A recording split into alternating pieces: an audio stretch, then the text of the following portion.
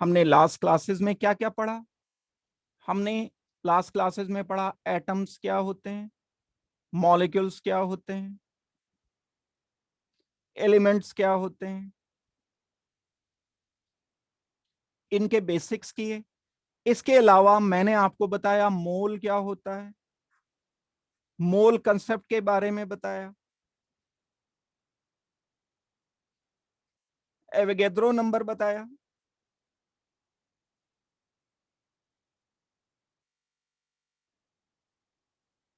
एक पार्ट ये था। फिर हमने स्ट्रेंथ ऑफ सॉल्यूशन किया।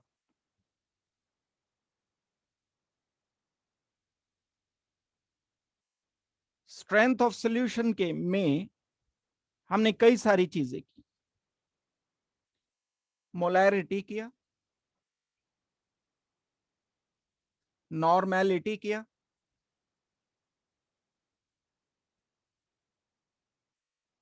मोलैलिटी किया।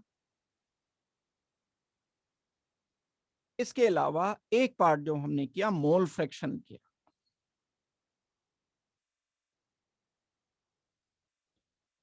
अब जो मैं आगे बता रहा हूं इसको बताने से पहले ये सारी चीजें आपको आनी चाहिए।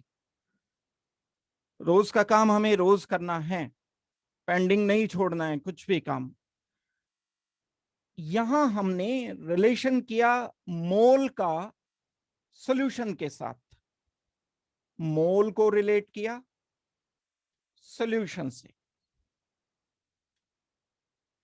सॉल्यूशन मतलब कितने सॉल्यूशन में, कितने ml सॉल्यूशन में कितने मोल्स सॉल्यूट के डिसॉल्व है, ये एक अलग बात है। अब जो हम करने जा रहे हैं गैसियस स्टेट में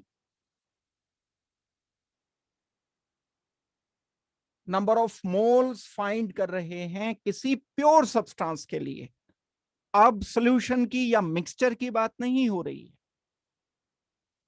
हम कोई गैसियस स्टेट लेते हैं, जैसे O2 मॉलिक्यूल गैस फेज में एग्जिस्ट करता है, जैसे N2 मॉलिक्यूल नॉर्मल टेम्परेचर पर गैस फेज में एग्जिस्ट करता है, जैसे नियॉन गैस फेज में एग्जिस्ट करता है।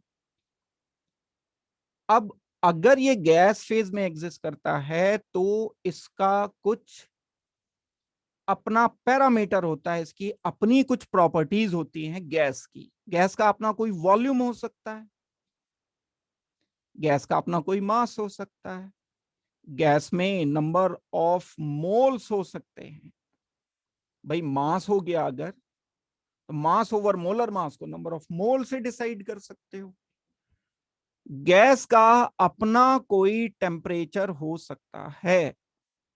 ये बड़ा एक इंपॉर्टेंट पार्ट है गैस के केस में, क्योंकि गैस का वॉल्यूम टेम्परेचर से रिलेटेड होता है। किसी गैस को डिफाइन करने के लिए 4 पैरामीटर्स होते हैं, वॉल्यूम, मास गैस का, या नंबर ऑफ मोल्स हम कह सकते हैं, एंड टेम्परेचर। टेम्परेचर के साथ हम कभी किसी सॉल्यूशन को डिफाइन नहीं करते कि ये सॉल्यूशन इस टेम्परेचर पर है। जरूरत इसलिए नहीं पड़ती क्योंकि टेम्परेचर चेंज होने के साथ बहुत ज्यादा फर्क वॉल्यूम पर नहीं पड़ता, नेग्लिजिबल फर्क पड़ता है। एक मेरे पास 1 लीटर सॉल्यूशन है, वो 20 डिग्री सेल्सियस पर है। अगर मैं इसका टेम्परेचर 30 डिग्री सेल्सियस कर देता हूं तो इसके वॉल्यूम में फर्क पड़ेगा, नेग्लिजिबल फर्क पड़ेगा, ना के बराबर फर्क पड़ेगा। लेकिन अगर ये कोई गैस है, मान लो मैं कोई एक गैस यूज करता हूं, उसका अपना कोई वॉल्यूम V है, ये V वॉल्यूम किसी N मोल्स का है, 1 मोल का वॉल्यूम V किसी टेम्परेचर T पर है, या मैं कहता हूं कि 20 डिग्री सेल्सियस पर है। मैं इसका टेम्परेचर बढ़ाकर 30 डिग्री कर देता हूं तो अब इसका वॉल्यूम एकदम से बढ़ जाएगा, काफी बढ़ जाएगा, कंसिडरेबली बढ़ जाएगा। तो टेम्परेचर एक रेगुलेटर होता है वॉल्यूम बढ़ाने के लिए टेम्परेचर बढ़ाया, वॉल्यूम बढ़ गया। एक और पैरामीटर है इसका जिसको हम यूजुअली ओपन सिस्टम में कंसीडर नहीं करते। ओपन सिस्टम का मतलब गैस जो भरी हुई है ये ऐसे किसी सिस्टम में है कि जो इस पर ऊपर से पिस्टन हमने अप्लाई किया हुआ है ये फ्री है मूव करने के लिए, मींस हमने प्रेशर कांस्टेंट का रखा है। एक और पैरामीटर होता है इस गैस को डिफाइन करने के लिए, वो होता है प्रेशर। कौन कौन डिसाइड करता है किसी गैस की प्रॉपर्टी को? एक प्रेशर, एक टेम्परेचर, नंबर ऑफ मोल्स या mass of gas and volume. Gas में मास भी होता है, भले ही कम हो थोड़ा हो लेकिन मास तो होता है। वॉल्यूम ज्यादा होता है, मास कम होता है। घर में जो एलपीजी आता है वो गैस ही होती है ना, लिक्विफाई करे रखते हैं उसे। खाली सिलेंडर का जो मास वजन होता है और भरे हुए सिलेंडर का जो वजन होता है अलग अलग आता है। भरा हुआ उठा के देखना कभी और खाली उठा के देखना, उसमें गैस ही तो भरी हुई है। तो मास होता है गैस के अंदर, मास होता है तो नंबर ऑफ मोल्स भी होते हैं। अब किसी भी गैस को डिफाइन करने वाले ये पैरामीटर्स हैं, वॉल्यूम है, टेम्परेचर है, प्रेशर है, नंबर ऑफ मोल्स है या मास है। इसको एक ही कैटेगरी में हम रखते हैं। मास से नंबर ऑफ मोल्स निकाले जा सकते हैं। Mass over molecular mass is equal to number of moles के अकॉर्डिंग हम डिसाइड कर सकते हैं। अब जो यहां पर हम प्रोसीड करते हैं, किसी एक स्पेसिफिक गैस के लिए प्रोसीड किया जा सकता है। किसी गैस का वॉल्यूम जब हम एक मूवेबल पिस्टन अप्लाई करके, ये मैंने एक गैसियस सिस्टम लिया, ये मूवेबल पिस्टन है। मूवेबल पिस्टन को इमेजिन कर सकते हो आप इस तरह से कि ये अप एंड डाउन बिना किसी फ्रिक्शन के हो सकता है। इमेजिन किया हमने, ये पॉसिबल नहीं है प्रैक्टिकली, लेकिन हम बिना फ्रिक्शन के मान सकते हैं। इसमें कोई गैस भरी हुई है, इस गैस का वॉल्यूम सपोज करते हैं 1 लीटर है, टेम्परेचर इसका सपोज करते हैं 10 डिग्री सेल्सियस है।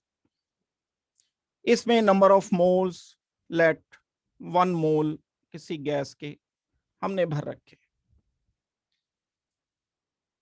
एंड प्रेशर इसका 1 एटमॉस्फेरिक प्रेशर है जो ऊपर से इस पर अप्लाई हो रहा है। हम क्या करते हैं, इसका टेम्परेचर इंक्रीज करके 30 डिग्री सेल्सियस कर देते हैं।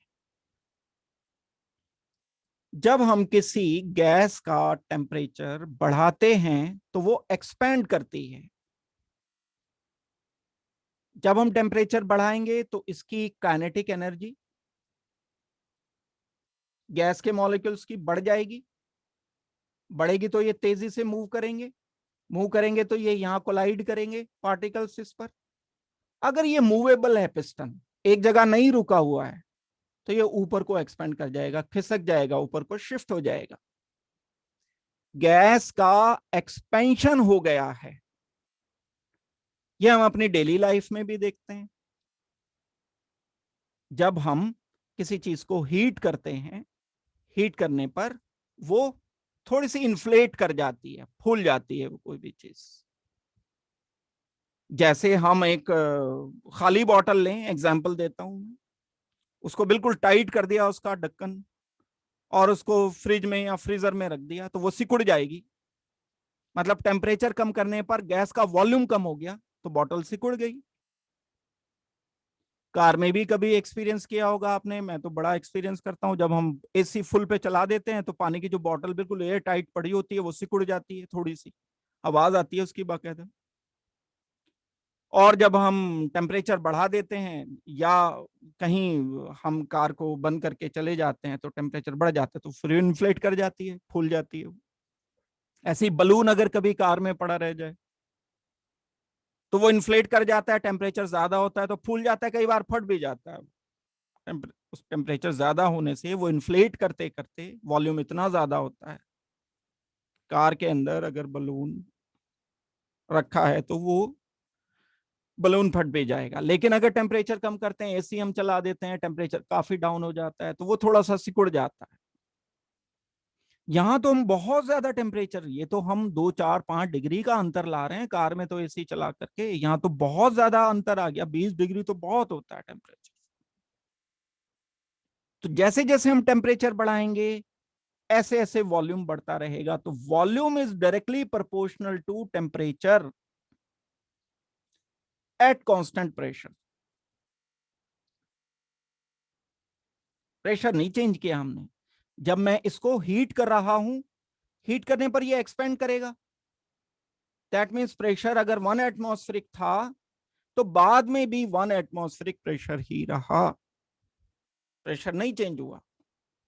एक तो ये रिलेशन है, तो हम इसको क्या कहते हैं, V directly proportional to T.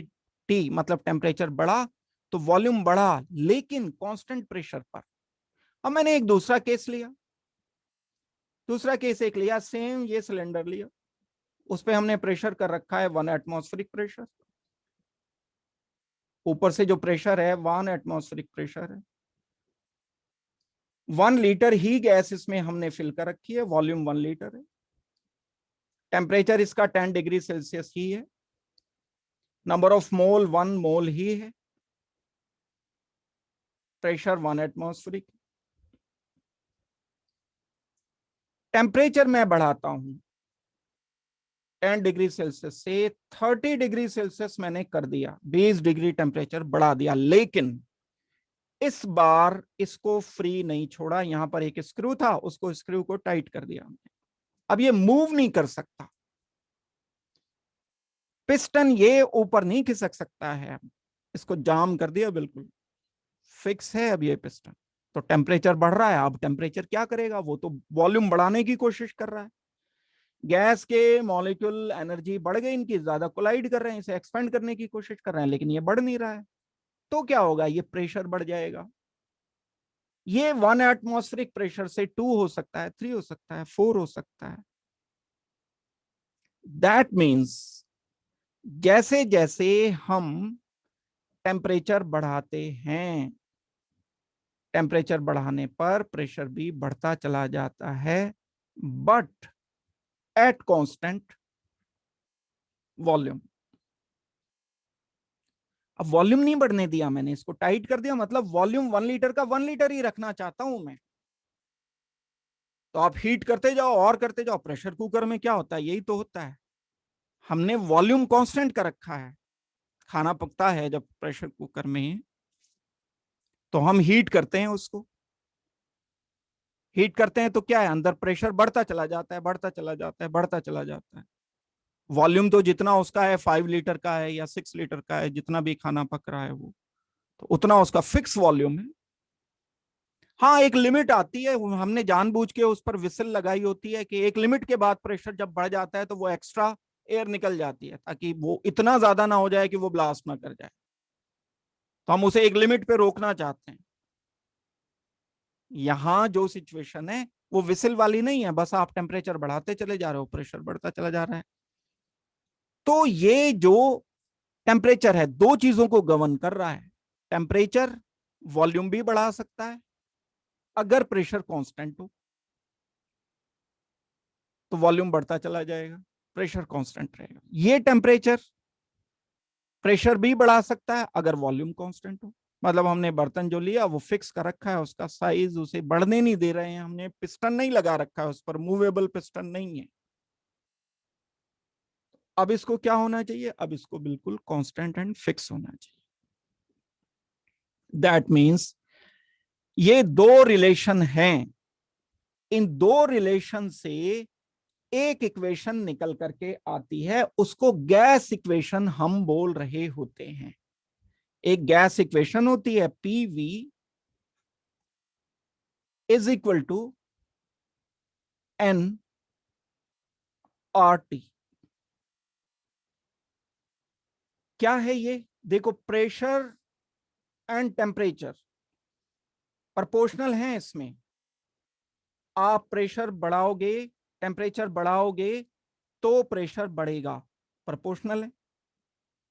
इसी इक्वेशन में ये टेम्परेचर एंड वॉल्यूम भी प्रोपोर्शनल है। ये टेम्परेचर, दोबारा से मैंने इसको लिया, इस वॉल्यूम के साथ प्रोपोर्शनल है। आप टेम्परेचर बढ़ाओगे, प्रेशर कांस्टेंट कर दोगे तो वॉल्यूम इंक्रीज करेगा। अच्छा, नंबर ऑफ मोल के तो इंक्रीज हो के साथ तो डायरेक्टली प्रोपोर्शनल है ही वॉल्यूम। क्यों नंबर ऑफ मोल के डायरेक्टली प्रोपोर्शनल है? आपने एक मोल लिया, कम गैस ली तो कम वॉल्यूम होगा, ज्यादा गैस ली तो ज्यादा वॉल्यूम होगा। तो एन मतलब number of mole of gas अगर ज्यादा है तो गैस का वॉल्यूम ज्यादा होगा, डायरेक्टली प्रोपोर्शनल है। ये प्रोपोर्शनलिटी कांस्टेंट होता है आर, जिसको हम गैस कांस्टेंट कहते हैं। इसका रिलेशन है यहां पर, इसलिए मैं थोड़ा सा इसको बता रहा हूं। हालांकि ये डिटेल से गैसियस स्टेट में आएगा, लेकिन हम अभी डिटेल में नहीं जा सकते इसकी। मुझे तो एसटीपी एंड एनटीपी आपको बताना है। वो समझाने के लिए ये मैं गैस का रिलेशन टेम्परेचर से एंड गैस का रिलेशन प्रेशर के साथ टेम्परेचर का, वॉल्यूम के साथ टेम्परेचर का, ये दो चीजें मैं डिस्कस कर रहा हूं। तो गैस लॉ या गैस इक्वेशन या आइडियल गैस इक्वेशन कहलाता है एक PV is equal to N R T. और इन सारी बातों को जो मैंने समझाई है आपको, इस डायग्राम से, इस डायग्राम से, ये इस इक्वेशन के अंदर हैं। हम टेम्परेचर बढ़ाएंगे तो वॉल्यूम बढ़ेगा, हम नंबर ऑफ मोल बढ़ाएंगे तो वॉल्यूम बढ़ेगा, हम टेम्परेचर बढ़ाएंगे तो प्रेशर इंक्रीज होगा। ये चीजें यहां पर रिलेटेड है। कोई डाउट किसी का है तो आप में... मैंने एक मूवेबल पिस्टन वाला गैस सिलेंडर लिया और उसमें 1 मोल कोई गैस, कोई भी गैस, मान लो O2, मैंने 1 मोल फिक्स कर दी, इसमें भर रखी है गैस। 1 मोल का मतलब पार्टिकल की संख्या कितनी है? 6.02 इंटू 10⁻23 पार्टिकल्स। पार्टिकल मतलब O2 मॉलिक्यूल्स हैं। टेम्परेचर के डायरेक्टली प्रोपोर्शनल है इसका वॉल्यूम, तो मैंने टेम्परेचर कांस्टेंट कर दिया। प्रेशर के इनवर्सली प्रोपोर्शनल होता है वॉल्यूम। जैसे जैसे हम प्रेशर बढ़ाते चले जाते हैं ऊपर से, वॉल्यूम कम होता चला जाएगा ना। लेकिन मैंने इसका वॉल्यूम, इसका प्रेशर भी कांस्टेंट कर रखा है, फिक्स कर रखा है। और कितना कर रखा है? मैंने इसका प्रेशर कर रखा है 100 kPa, किलो पैस्कल इसे कहते हैं। 100 kPa अप्रोक्सीमेटली इक्वल होता है 1 एटमॉस्फेरिक प्रेशर के। बिल्कुल पूरी तरह से इक्वल नहीं है, अप्रोक्सीमेटली इक्वल है, ये ध्यान रखना बस। अब क्या मैं यहां वॉल्यूम निकाल सकता हूं? वॉल्यूम किन किन बातों पर डिपेंड करता है? वॉल्यूम डिपेंड करता है टेम्परेचर पर, वॉल्यूम डिपेंड करता है प्रेशर पर, वॉल्यूम डिपेंड करता है नंबर ऑफ मोल पर। प्रेशर मैंने कर रखा है कांस्टेंट, टेम्परेचर मैंने कर रखा है कांस्टेंट, नंबर ऑफ मोल कर रखे हैं कांस्टेंट, तो वॉल्यूम तो कांस्टेंट हो जाएगा भाई। PV is equal to N R T equation मेरे पास है। ये इक्वेशन क्या बताती है? कि मैं किसी गैस का वॉल्यूम कैलकुलेट कर सकता हूं। वॉल्यूम कैलकुलेट करने के लिए मुझे क्या करना पड़ेगा? P is equal to, sorry, V is equal to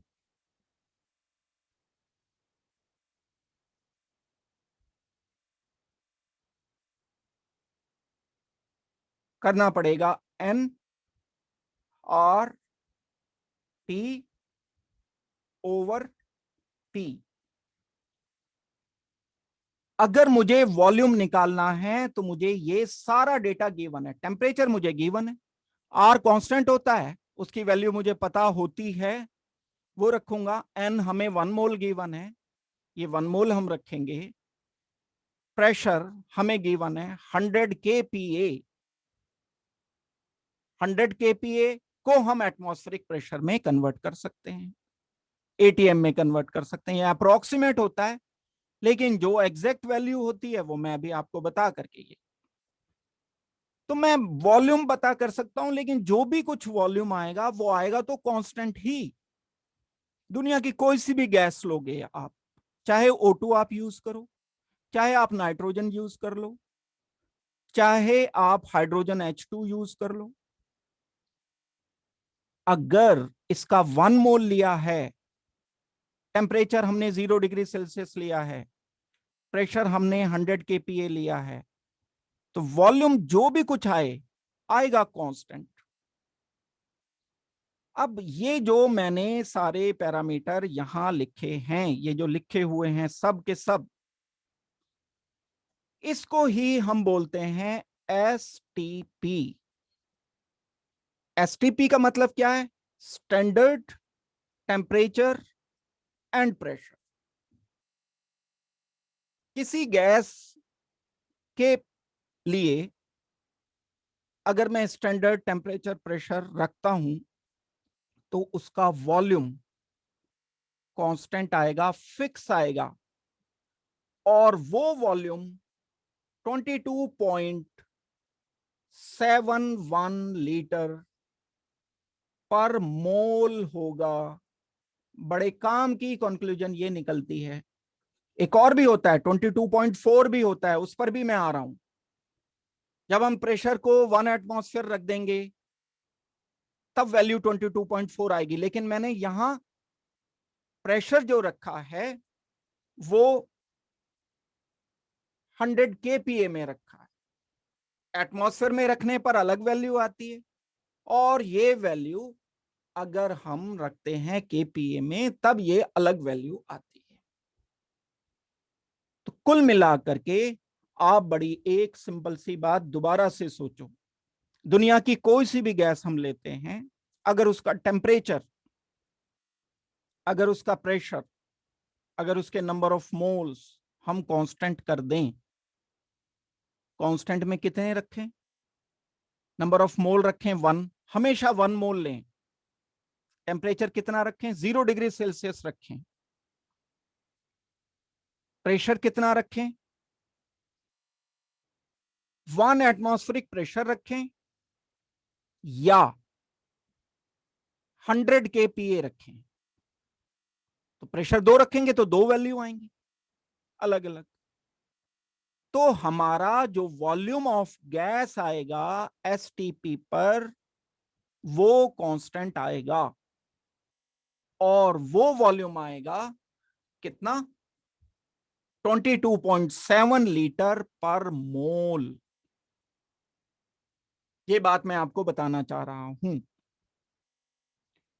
value रख दूं मैं यहां पर इसकी, देखो एन की वैल्यू मैं कितनी रखूंगा? 1 मोल।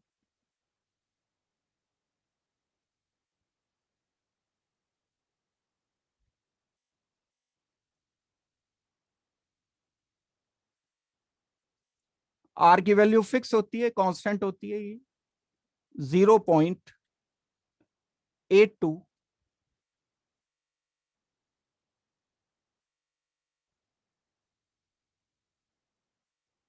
05 यूनिट होती है इसकी एटमॉस्फेयर।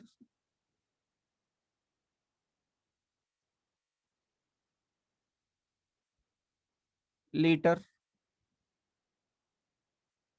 पर मोल पर केल्विन। टेम्परेचर रख देता हूं मैं वैल्यू इसकी, कितनी वैल्यू टेम्परेचर की है? 273 केल्विन, 273.15 केल्विन। प्रेशर की वैल्यू मैंने रखी कितनी? 100 kPa। इस 100 kPa को मुझे कन्वर्ट करना पड़ेगा एटमॉस्फेयर में, क्योंकि यहां जो आर की वैल्यू रखी है वो एटमॉस्फेयर में रखी है। 100 को डिवाइड करना पड़ता है 101.32 से। ये वैल्यू आ गई प्रेशर की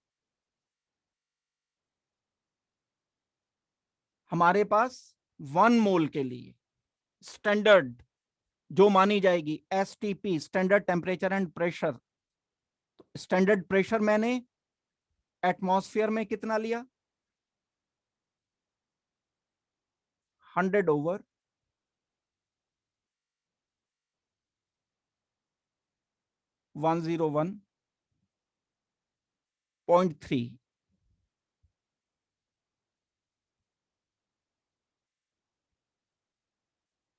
टेम्परेचर कितना लिया स्टैंडर्ड,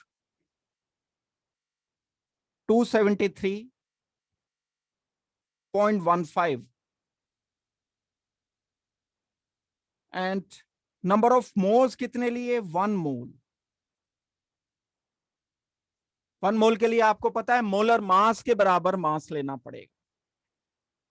ये सब कैलकुलेशन जब मैं करूंगा तो वॉल्यूम आएगा मेरा कितना, वॉल्यूम आएगा 22.71 लीटर पर मोल। 1 मोल का वॉल्यूम ये है। अब अगर कभी भी आपको मेजरमेंट करना है, बस ये ध्यान रखना ये हम सॉलिड के लिए नहीं कर रहे हैं, ये हम लिक्विड के लिए नहीं कर रहे हैं, ये हम गैस के लिए कर रहे हैं। दुनिया की किसी भी गैस का एसटीपी पर वॉल्यूम। अब एसटीपी में थोड़ा सा कंफ्यूजन है। एसटीपी में टेम्परेचर में हमेशा 0 डिग्री सेल्सियस रखूंगा, नंबर ऑफ मोल्स हमेशा मैं 1 मोल रखूंगा। प्रेशर अगर मैंने 100 kPa रखा है तो उसको एटमॉस्फेयर में कन्वर्ट करके रखना पड़ेगा। प्रेशर को एटमॉस्फेयर में कन्वर्ट करने के लिए 101.32 से हम डिवाइड करके रखते हैं। ये अप्रोक्सीमेटली 1 है, क्योंकि 100 को अगर 101 से डिवाइड करोगे तो 0.98 समथिंग आता है, ये लगभग 1 के बराबर ही आता है, लेकिन 1 नहीं होता एक्यूरेसी पर अगर हम जाएंगे।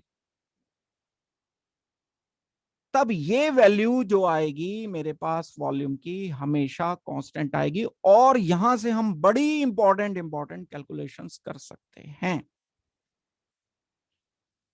ये बात आपको बड़ी अच्छी तरह से समझ लेनी चाहिए। हमने कहां से कैलकुलेट किया, ये हमने ये सब कैलकुलेट किया PV is equal to NRT से। PV is equal to NRT क्या है, एक गैस इक्वेशन है, गैस लॉ है, जहां से हम सब ये कैलकुलेट कर रहे हैं। ठीक हो गई बात? कोई डाउट किसी का है तो बताओ जल्दी से। माइक ऑन कर रहा हूं मैं, अगर किसी का कोई डाउट होगा तो मुझे बता दो। बताओ जशन, क्या डाउट है, बोलो। अगर किसी क्वेश्चन में प्रेशर 1 atm दे रखा है और टेम्परेचर सेम ही है 0 डिग्री, तो हमने प्रेशर वॉल्यूम नहीं दिया जाएगा इस वाले चैप्टर में, प्रेशर की प्रॉब्लम नहीं आएगी इस वाले में, तो सिर्फ वॉल्यूम पूछा जाएगा, मोल्स का रिलेशन वॉल्यूम से आएगा बस। Okay sir. इस वाले चैप्टर में गैसियस स्टेट वाले में आएंगे वेरिएशन। ये तो मैंने, क्योंकि आप ये समझ नहीं पाते, एनसीईआरटी में समझाया नहीं गया, बस दे दी वैल्यूज दे दी इसकी, तो मैंने समझा दिया बस ये। तो यहां वेरिएशन ये पीवी इजिकल टू एनआरटी पर क्वेश्चन नहीं मिलेंगे इस चैप्टर में आपको, ये वाली इक्वेशन पर आपको इस चैप्टर में नहीं मिलेंगे क्वेश्चन बस। लेकिन आपको वॉल्यूम रखना पड़ेगा, मोलर वॉल्यूम, 1 मोल का वॉल्यूम कितना है वो बताना पड़ेगा।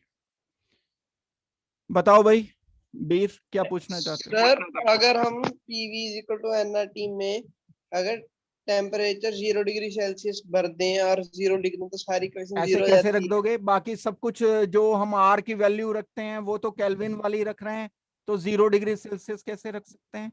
जो वैल्यू ऑफ आर है वो भी फिर आपको 0 डिग्री से निकाल के लानी पड़ेगी, वो गिवन ही नहीं होती। आर हमेशा केल्विन से गिवन होता है।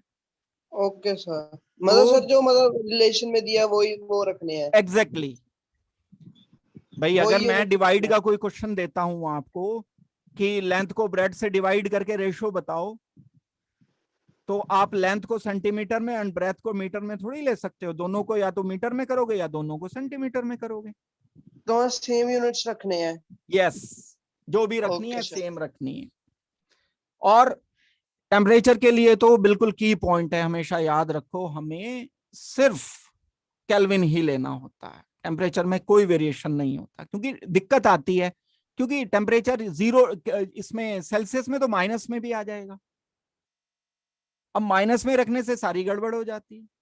तो जबकि केल्विन में माइनस नहीं आ सकता टेम्परेचर कभी भी, इसलिए हमें हमेशा केल्विन में ही टेम्परेचर लेना होता है।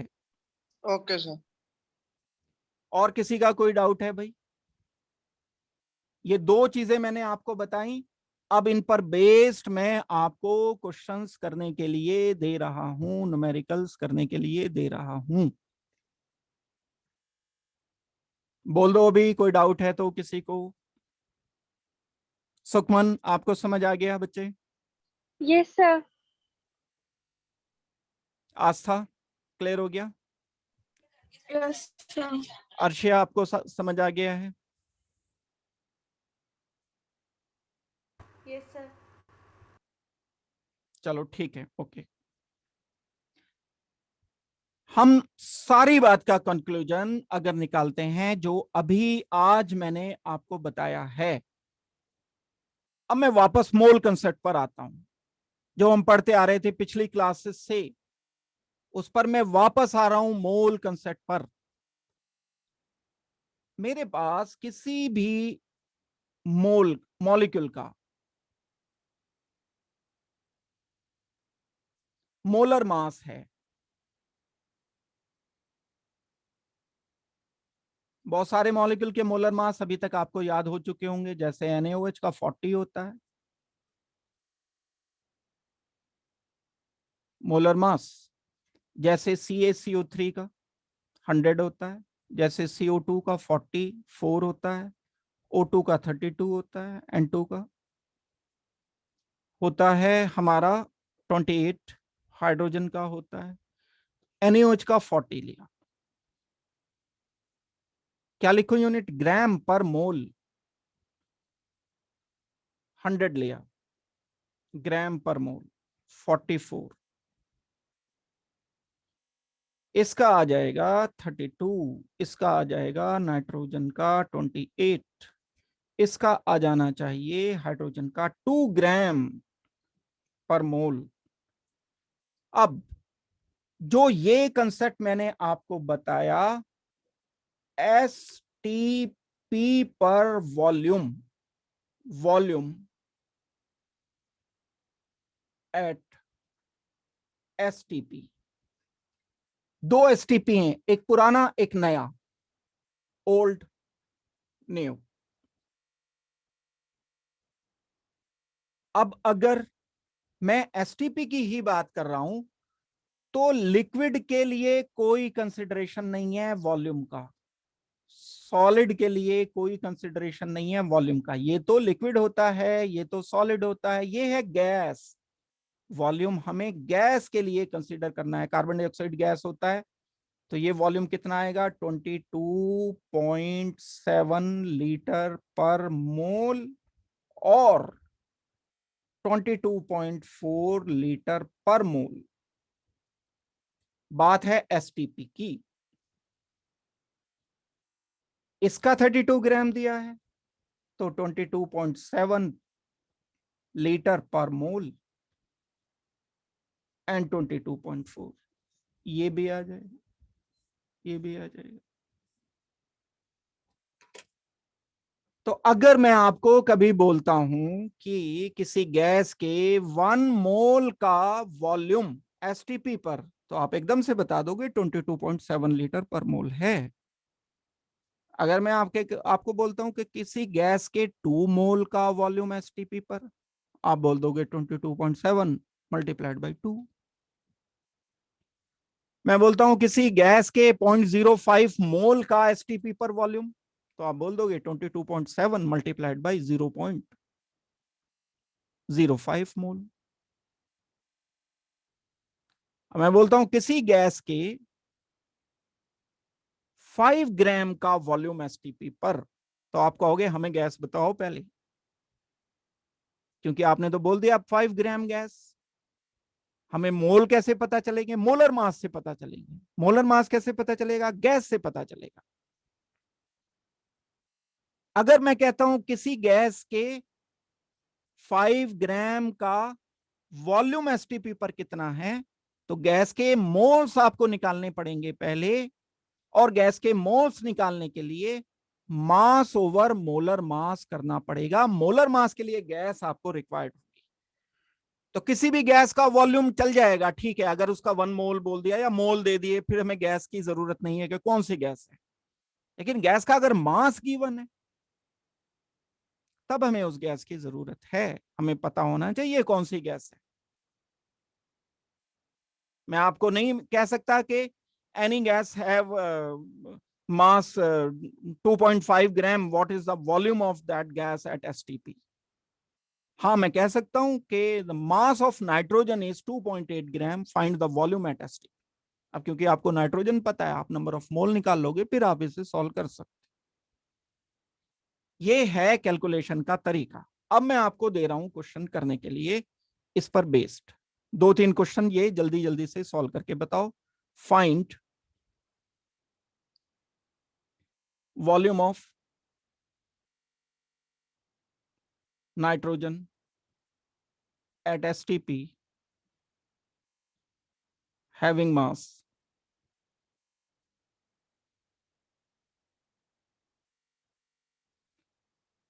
0.28 ग्राम। दूसरा क्वेश्चन है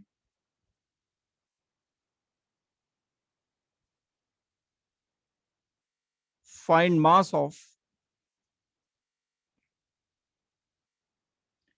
O2 gas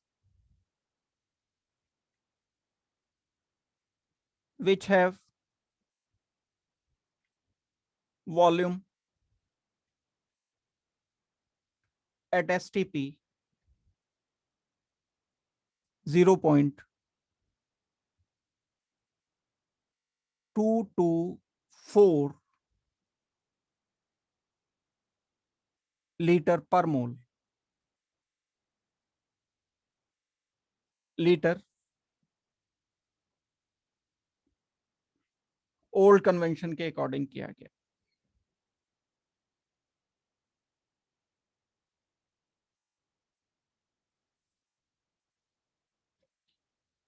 ये दोनों प्रॉब्लम जल्दी से सॉल्व करके बताओ। 0.28 ग्राम दिया है, एसटीपी पर हमें बताना है अगर मैं 28 ग्राम नाइट्रोजन लेता हूं, क्योंकि नाइट्रोजन का मोलर मास होता है 28 ग्राम, तो 28 gram of nitrogen have volume at STP equal to 22.4 लिख लो या 7 लिख लो, दोनों करेक्ट होंगे काउंट, आपको कोई कुछ नहीं कहेगा, अकॉर्डिंगली ही चेक किया जाएगा। अब 1 ग्राम का कितना आएगा? 22.4 डिवाइडेड बाई 28, 0.28 ग्राम का कितना आ जाएगा? 22.4 डिवाइडेड बाई 28 मल्टीप्लाइड बाई 0.28। यहां पर मैं 100 नीचे लिख देता हूं, कैंसिल कर देता हूं इसको। जब ये लिखूंगा तो 2 डेसिमल इधर आ जाएंगे, ये आ जाएगा 0.224 लीटर वॉल्यूम आएगा 0.28 ग्राम का वॉल्यूम 0.224 लीटर आना चाहिए।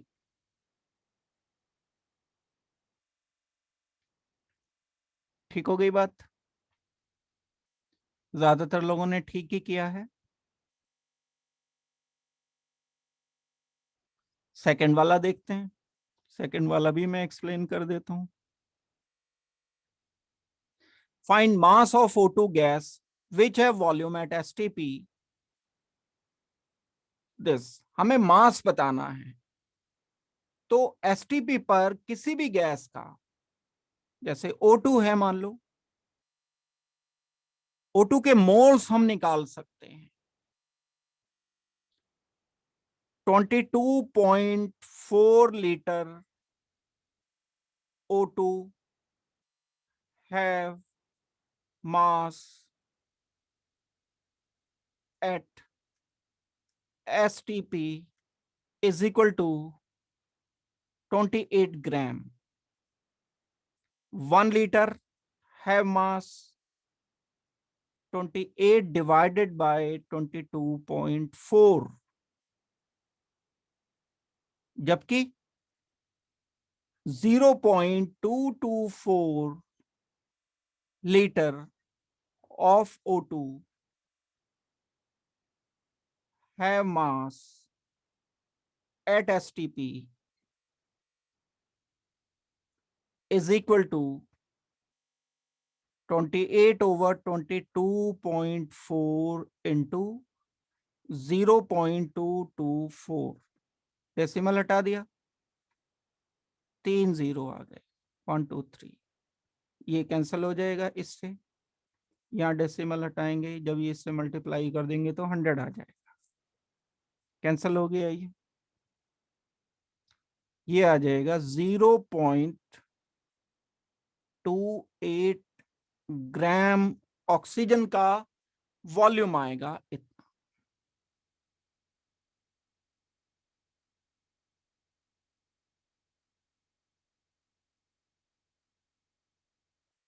हाँ ये मैंने गलत कर दिया भाई, 32 ग्राम होगा, सॉरी, नाइट्रोजन का लिख दिया मैंने ये।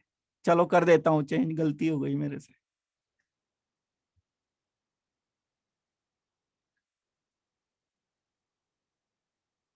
अट्ठाईस नहीं होगा, ये 32 होगा भाई।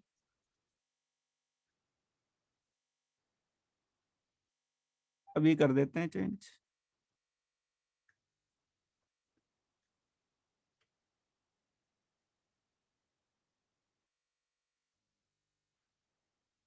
फिर अब ये गड़बड़ हो जाएगा, दैट मीन्स यहाँ आ जाएगा आंसर 0.32 ग्राम। ये तो कैंसिल हो गया इससे। ठीक हो गई बात ये।